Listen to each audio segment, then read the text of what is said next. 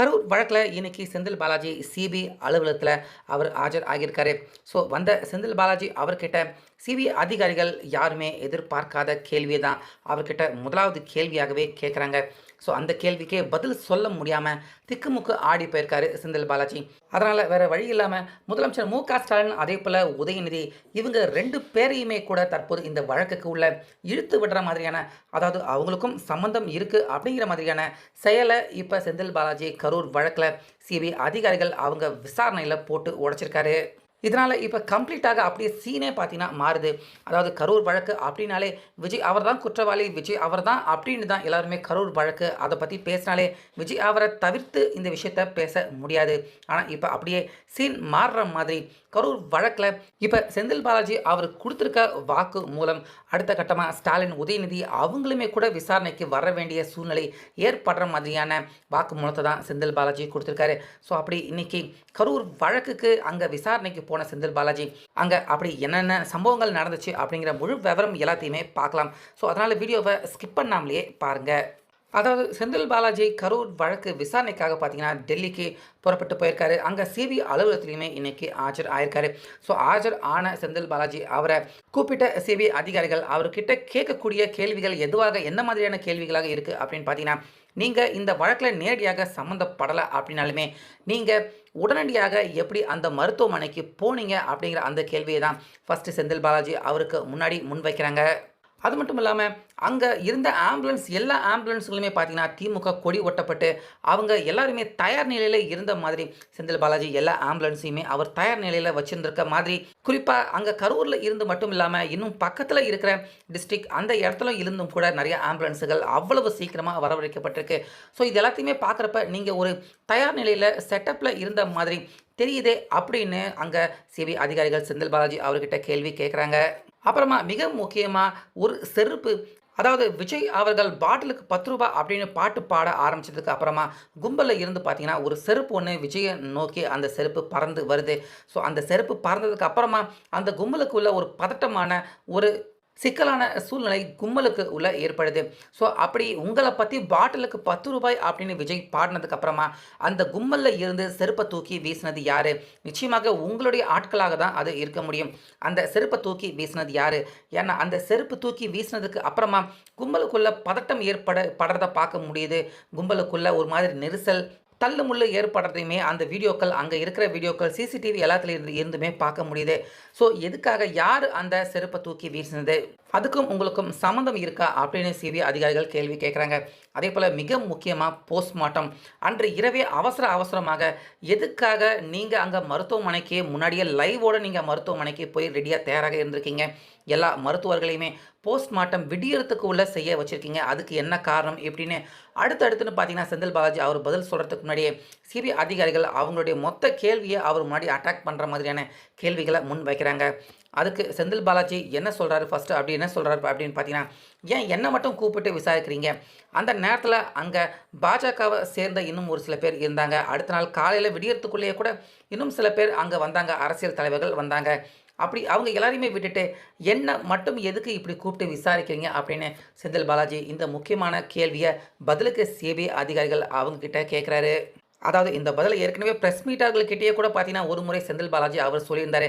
அதே கேள்வியை இப்போ அங்கே சிபிஐ அதிகாரிகள் அவங்கக்கிட்டேயுமே, நான் மட்டும் அங்கே ஃபஸ்ட்டு போன ஆள் கிடையாது, எனக்கு முன்னாடியுமே கூட அங்கே பாஜகவை சேர்ந்த ஒருத்தர் இருந்தார், இன்னும் ஒரு சில தலைவர்கள் இருந்தாங்க. நான் அங்கே உள்ளே போய் உடனே அவசரமாக எல்லாருக்குமே உதவி பண்ணுற நோக்கத்தோடு தான் எல்லாத்தையுமே செஞ்சேன். ஆம்புலன்ஸுகளை ரெடி பண்ணேன், வேகமாக உடல் கூராய்வு செய்து எல்லாருடைய உடல்களையுமே அவங்கவுங்க உறவினர்கள்கிட்ட கொடுத்தேன். என்னை மட்டும் எப்படி நீங்கள் இந்த விஷயத்தில் குற்றவாளியாக பார்க்குறீங்க அப்படின்னு செந்தில் பாலாஜி கேள்வி எழுப்புறாரு. அதுக்கு சிபிஐ அதிகாரிகள் அவங்க என்ன சொல்லப்பட்டிருக்கு அப்படின்னு பார்த்தீங்கன்னா, அவங்க யாருமே அங்கே ஏற்கனவே சில பேர் வந்திருந்தாலுமே அவங்க யாருமே அந்த இடத்துக்கு வந்த விஷயத்த ஒரு பெரிய இஷ்யூ ஆக்கலை, யாருமே அதை விளம்பரம் தேடிக்க நினைக்கல, யாருமே அதில் இருந்து ஆதாயம் தேடணும் அப்படின்னு நினைக்கல. ஆனால் நீங்கள் மட்டும்தான் அங்கே கரூர் அந்த ஹாஸ்பிட்டலுக்கு வந்ததில் இருந்து அந்த இடத்துல இருக்கிற எல்லாரையுமே உங்கள் கண்ட்ரோலுக்கு உள்ளே எடுத்து நீங்கள் நினைக்கிற விஷயந்தான் அங்கே மருத்துவமனையில் அடுத்தடுத்து செய்ய வச்சுருக்கீங்க. முக்கியமாக இரவோடு இரவாக முதலமைச்சர் வர வச்சுருக்கீங்க. அதே போல் வெளிநாட்டில் கூட்டத்தில் இருந்து உதயநிதி தனி ஃப்ளைட்டில் வந்துட்டு இந்த விஷயத்தை அட்டம் பண்ணிட்டு உடனே உதயநிதி அவரும் வெளிநாட்டுக்கு திரும்பி போயிருக்காரு. ஸோ இந்த அளவுக்கு பரபரப்பாக நீங்கள் செயல்படுறதுக்கு என்ன காரணம்? குறிப்பாக பாட்டிலுக்கு ரூ. 10 அப்படின்னு விஜய் பாடினப்ப எதுக்காக கூட்டத்தில் இருந்து உங்கள் யாரோ ஒருத்தர் செருப்பை தூக்கி வீசியிருக்காரு? அப்படின்னா இந்த கூட்டத்தில் ஒரு சலசலப்பை ஏற்படுத்துனதுக்கு நிச்சயமாக உங்களுக்கும் மிகப்பெரிய பங்கு இருக்குது. அது மட்டும் இல்லாமல் அன்னைக்கு சம்பவம் நடக்கிறதுக்கு அன்னைக்கு மத்தியானமே கரூரை சேர்ந்த செந்தில் பாலாஜி அவருடைய ஆதரவாளர் பார்த்தீங்கன்னா இன்னைக்கு மிகப்பெரிய சம்பவம் கரூரில் இருக்குது அப்படின்னு ஒரு பதிவையும் அவர் போட்டிருக்காரு. ஸோ இது எல்லாத்தையும் பார்க்குறப்ப உங்கள் மேலேயுமே எங்களுக்கு சந்தேகம் வரதான் செய்யுது. இது எல்லாத்துக்கும் என்ன பதில் சொல்கிறீங்க அப்படின்னு செந்தில் பாலாஜி அவர்கிட்ட கேள்வி எழுப்பியிருக்காங்க. ஸோ செந்தில் பாலாஜி இதில் கேட்ட நிறைய விஷயத்துக்கு பார்த்தீங்கன்னா அவரால் பதில் சொல்ல முடியல. அது மட்டும் இல்லாமல் தொடர்ந்து விஜய் அவர் தான் இந்த விஷயத்தில் குற்றவாளி அப்படிங்கிற மாதிரியே நீங்களும் அதே போல் திமுக தரப்பு எல்லாருமே விஜய் குற்றவாளி அப்படிங்கிற மாதிரியான பிரச்சாரத்தை தான் தொடர்ந்து முன் வச்சுக்கிட்டு இருக்கீங்க. அப்படி விஜய் அவரை குற்றவாளி அப்படின்னு நீங்கள் சொல்கிறீங்கன்னா உங்ககிட்ட இருக்கிற விஜய் அவரை குற்றவாளி அப்படின்னு நிரூபிக்கக்கூடிய ஆதாரங்கள் இருக்கா? அது எல்லாத்தையுமே கொடுங்க அப்படின்னு சிபிஐ அதிகாரிகள் கேள்வி கேட்குறாங்க. ஸோ அதுக்கும் பார்த்தீங்கன்னா விஜய் லேட்டாக வந்தார். சொன்னதை விட நிறையா கூட்டங்களை அந்த இடத்துல கூட்டினாரு. அந்த இடத்துல யாருக்குமே எந்த ஒரு வசதியுமே செய்து தரப்படலை, தண்ணி பாட்டில் தரல. இப்படி அடுக்கடுக்க விஜய் அவர் மேலே மேலோட்டமாக சொல்லக்கூடிய குற்றச்சாட்டுகள் தான் பார்த்தீங்கன்னா தொடர்ந்து செந்தில் பாலாஜி அவர் சொல்கிறாரு. சிபிஐ அதிகாரிகள் அப்படிப்பட்ட குற்றச்சாட்டுகள் இல்லைங்க, விஜய் அவர் இந்த விஷயத்தை திட்டம் போட்டு தான் பண்ணார் அப்படின்னு நீங்கள் ஏற்கனவே பொதுவெளியில் பேசியிருக்கீங்க. இந்த கரூர் சம்பவம் நடந்தப்ப செந்தில் பாலாஜி விஜய் அதே போல் அவங்க நிர்வாகிகள் எல்லாருமே இந்த விஷயத்தை வேணும்னே செஞ்சுருக்காங்க அப்படிங்கிற மாதிரி பொதுவெளியில் செந்தில் பாலாஜி அவர் பேசியிருக்காரு போல இருக்கு. ஸோ அந்த கேள்வியை கேட்குறாங்க. நீங்கள் செந்தில் பாலாஜி அவருக்கு மேலே நேரடியான குற்றச்சாட்டை பதிவு பண்ணியிருக்கீங்க. ஸோ அந்த குற்றச்சாட்டை நீங்கள் எப்படி பதிவு பண்ணீங்க? அதற்கான ஆதாரங்கள் ஏதாச்சும் இருந்தால் கொடுங்க அப்படின்னு சிபிஐ அதிகாரிகள் கேட்குறாங்க. ஸோ அதற்கான ஆதாரம் எதுவுமே இல்லை அப்படிங்கிற மாதிரி தான் செந்தில் பாலாஜி அவர் இருந்திருக்காரு. ஸோ குற்றம் செய்யாத ஒரு நபர் மேலே எந்த ஒரு ஆதாரமும் இல்லாமல் நீங்கள் இப்படி நேரடியாக குற்றம் சாட்டுறீங்க அப்படின்னா நீங்களும் இந்த வழக்கில் இந்த விஷயத்தில் சம்மந்தப்பட்டிருக்கீங்க. அப்படி உங்ககிட்ட ஆதாரம் இல்லாமல் நீங்கள் விஜய் அவர் மேலே குற்றம் சுமத்தும் பட்சத்தில் அந்த ஆதாரத்தை நீங்கள் கொடுக்கலைன்னா உங்களை குற்றவாளியாக நாங்கள் நினைக்க நேரிடும் அப்படிங்கிற மாதிரி சிபிஐ அதிகாரிகள் கிடுக்குப்பிடி கேள்வியை கேட்டிருக்காங்க. அதுக்கு செந்தில் பாலாஜி என்னை மட்டும் விசாரித்தா பத்தாது, அந்த இடத்துக்கு அவசர அவசரமாக நான் மட்டும்தான் வந்தேனா? அந்த இடத்துல எல்லா அரசியல் தலைவர்களுமே வந்தாங்க, அவங்களையும் விசாரிங்க அப்படின்னு அங்கே இருந்த பாஜக தலைவர்கள் ஒரு சில பேர் இருந்தாங்க, அவங்கள கோர்த்து விடுறேன் அப்படின்னு அப்படியே பார்த்தீங்கன்னா திமுகவை சேர்ந்த முதலமைச்சர் மு.க.ஸ்டாலின் அதே போல் உதயநிதி அவங்களையுமே கோர்த்து விடுற மாதிரியான வேலையை பார்த்துட்டாரு செந்தில் பாலாஜி. ஸோ அப்படின்னா எல்லாருமே விசாரிக்கணும் அப்படின்னா முதலமைச்சர் மு.க.ஸ்டாலின் அதே போல் உதயநிதி அவங்களையுமே கூட விசாரிக்கலாமா அப்படின்னு சிபிஐ அதிகாரிகள் கேள்வி கேட்குறாங்க. அதுக்கும் பார்த்தீங்கன்னா செந்தில் பாலாஜி அவர்கிட்ட பதில் இல்லை.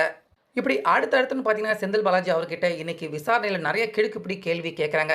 விஜய் எப்படி சிபிஐ அதிகாரிகள் அவங்க கேட்ட எல்லாத்துக்குமே பார்த்தீங்கன்னா டான ஆதாரத்துடன் எல்லா பதில்களையுமே கொடுத்தாரோ அந்த அளவுக்கு ஒரு தெளிவான விசாரணைக்கு ஒத்துழைப்பு செந்தில் பாலாஜி அவரால் கொடுக்க முடியல.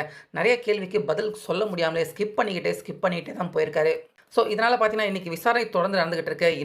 இன்னையோட முடியாது போல இருக்குது. நிச்சயமாக செந்தில் பாலாஜி அவர் மேலே நிறையா வகையில் நிறையா ஆங்கிளில் சந்தேகம் ஏற்படுற மாதிரியான ஒரு விசாரணைக்கு சரியாக ஒத்துழைப்பு கொடுக்க முடியாமல் பதில்களையும் அளிக்க முடியாமல் திணறிக்கிட்டு இருக்காரு செந்தில் பாலாஜி அப்படிங்கிறது தான் இப்போ டெல்லியில் இருந்து முதற்கட்ட விசாரணையில் இருந்து வரக்கூடிய தகவல்களாக இருக்குது. இதனால் கண்டிப்பாக செந்தில் பாலாஜி போகிற போக்கில் அவர் மட்டும் மாட்டாமல் இன்னும் ஸ்டாலின், உதயநிதி இவங்க எல்லாருமே கூட தற்போது இந்த வழக்கில் சிக்குவாங்களோ அப்படிங்கிற மாதிரி தான் கரூர் வழக்கின் விசாரணையில் இருந்து தற்போது வெளியே வரக்கூடிய தகவல்களாக இருக்குது. ஸோ வெயிட் பண்ணி பார்க்கலாம் இன்றைக்கி முழுக்க விசாரணையில் என்னதான் நடந்து முடிக்குது அப்படின்னு.